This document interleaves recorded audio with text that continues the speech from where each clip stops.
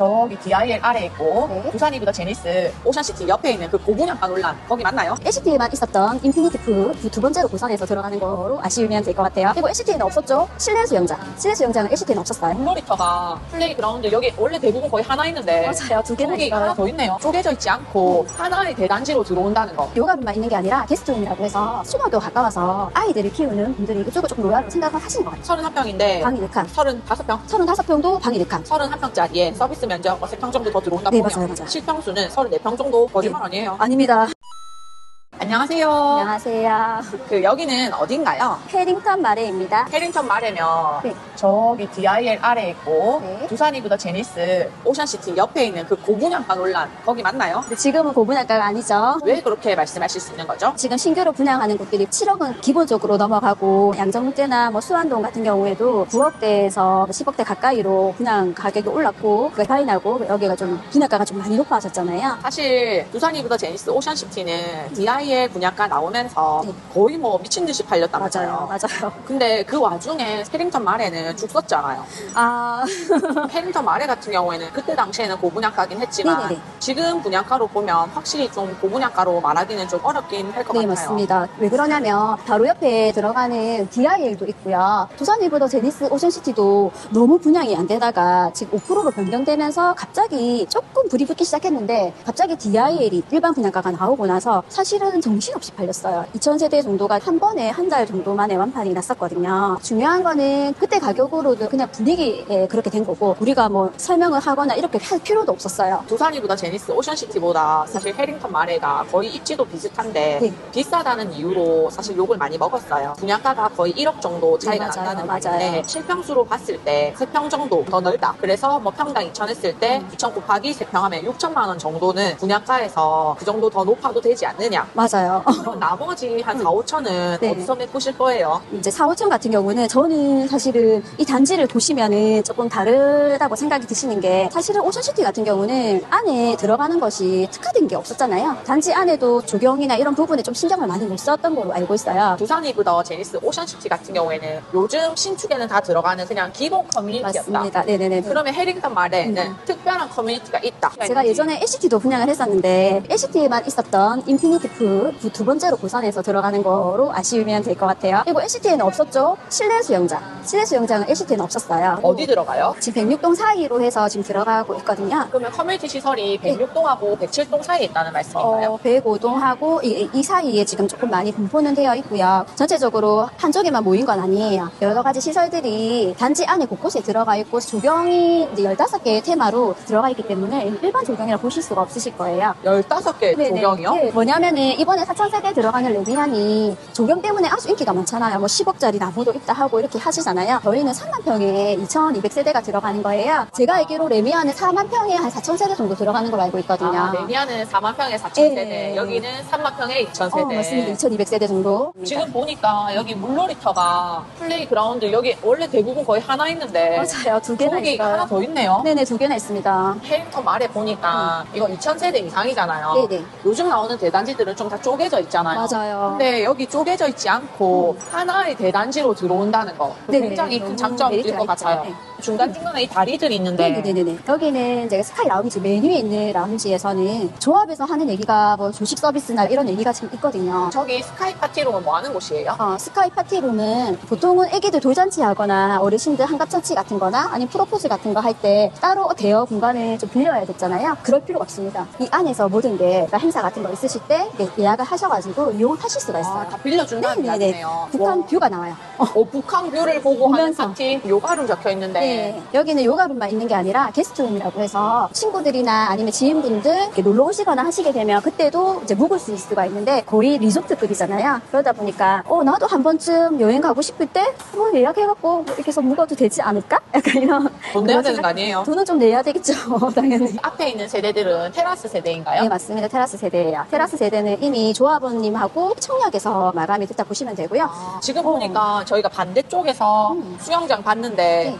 이종에도 근린생활시설이랑 맘스테이션 다 테마별로 되어 있네요. 네, 맞습니다. 지금 보시는 곳이 111동이랑 108동 사이가 여기가 지금 출입구 앞이거든요. 근데 여기는 옆에 보면 성전초등학교가 있어요. 초등학교 가까워서 아이들을 키우는 분들이 이쪽을 조금 로얄로 생각하시는 것 같아요. 들어오는 수요에 따라서 맞아요. 선호하는 팁입니다. 동이 다른데 네. 초등학교나 어린이들 부모님께서는 어린이집이 이쪽에 있고 가까이 있고. 성전초가 주출입구 앞으로 있기 때문에 108동이나 네. 111동까지도 선호하시는 분들이 네, 많았다. 맞습니다. 커뮤니티가 조금 가까우면 좋겠다 하시는 분들은 여기 지금 107동, 106동, 105동 라인으로 이제 많이들 생각을 하시고 여기도 조경이 곳곳이 다 들어가 있거든요. 와, 여기 근데 조경 진짜 너무 좋겠는데요. 괜찮아요. 레미안 포레스티지 가니까 전 네. 조경이 좀 끊긴 느낌이 있었는데 네. 여기는 단지가 하나로 진짜 되어 있으니까 여기서부터 조경이 쭉 이어와서 네. 단지 내까지 105동, 106동, 107동은 근린시설을 희망하시는 분들께 선호동이 될 거다. 네. 저도 근데 근린시설 좋아해서 네네네. 이 안쪽 동도 나쁘지 않을 것 같아요. 앞동도 되게 좋고 이제 많이들 선호하시겠지만 사실은 로얄동을 좀 니즈에 맞게끔 생활을 조금 편하게 할 수 있는 데가 좀 좋거든요. 공원처럼 산책도 하실 수 있고 이렇게 되어 있잖아요. 그런 부분을 조금 중점으로 저는 생각해서 저도 계약을 했는데 어쨌든 저는 안동에 했습니다. 네네네. 팀장님이 돈 주고 계약했다. 맞아요. 아까 전에 여기 같은 경우는 서비스 면적이 한 3평 정도 다른 데보다 넓다 네, 하셨잖아요. 맞아요. 제가 그때 두산이부도 분양을 했었는데 한상형인데 어떻게 보면 타워형이 조금 더 인기가 있었거든요. 그런 이유가 뭐였냐면 한상형이지만 구조가 3베이로 들어간 부분이랑 특히 73 같은 경우는 뒤편이 기둥 같은 게 또 있고 조금 작다고 느끼시는 부분이 있었는데 저희 같은 경우는 지금 31평인데도 방이 4칸이에요.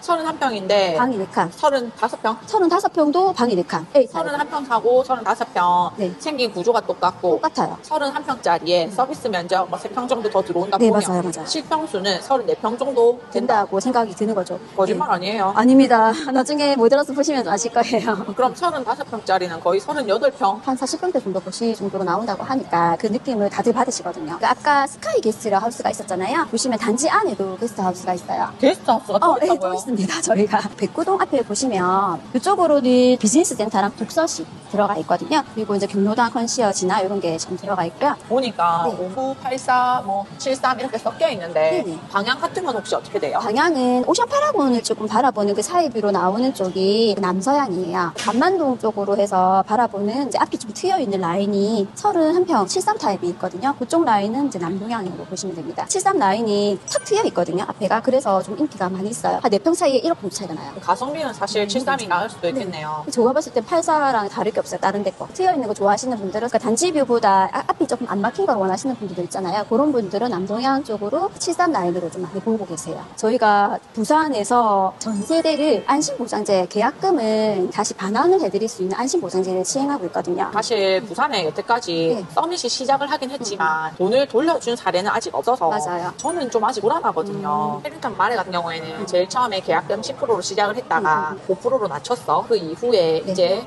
마지막 물량들을 처리하기 위해서 네. 안심보장제를 시행을 하기 시작했어요. 네네네네. 이제 계약하는 사람들에게 네. 원하면 2026년에 12월 전에 환불을 할 수 있는 기간을 기간을 준다. 네, 드려요. 근데 제가 봤을 때는 요거를 어차피 환불을 할 일이 없을 것 같아요. 사실 오션시티가 네네. 6억이라서 네. 굳이 할 필요가 있나라는 생각이 조금 드는데 그렇죠. 근데 제가 생각했을 때는 조금 다른 게 뭐냐면은 전체적으로 DIL도 들어가고 DIL 움직이기 시작하면 입주 기간이 오션시티가 제일 빨라요. 2026년 1월이거든요. 그 다음에 저희가 12월이고 그 다음 해에 DIL이 들어가는 걸로 알고 있거든요. 그렇게 되면은 어쨌든 DIL을 따라갔던 그 금액이 있을 거잖아요. 그렇게 되면 분명히 마이너스는 하지 않았을 거고 입주를 들어가는 분들도 있겠지만 그때 되면은 당연히 피가 붙어 있으니까 해링턴 마리도 한번 봐야 되겠다 생각하실 것 같단 말이에요. 결론이 이거네. 만약에 두산이부터 제니스 오션시티가 26년이 돼서 프리미엄이 붙었어. 네. 그러면 해링턴 마레랑 가격이 비슷해졌어. 그러면 일반인들은 두산이부터 제니스 오션시티보다 해링턴 마레를 선택할 거다. 당연하죠. 같은 가격이면. 맞아요. 왜냐하면 프리미엄이 들어가는 것도 몇천이 되실 거잖아요. 그럼 그 돈도 부담이 되실 거고 저희는 5%만 들어가면 되는 거고 거기는 이제 5% 금액에 또 프리미엄도 들어가야 되고 여러 가지 상황이 또 바로바로 잔금도 쳐야 되는 상황이 있으니까 두산이부터 제니스 오션시티가 프리미엄 네. 안 붙었을 때 불안하면 언제든지 그때 해주시면 되는 거죠. DIL의 금액이 있기 때문에 충분히 뒷받침이 되는 거고 그리고 저희 단지 같은 경우는 기존 계약자님들도 전부 다 안심보장세를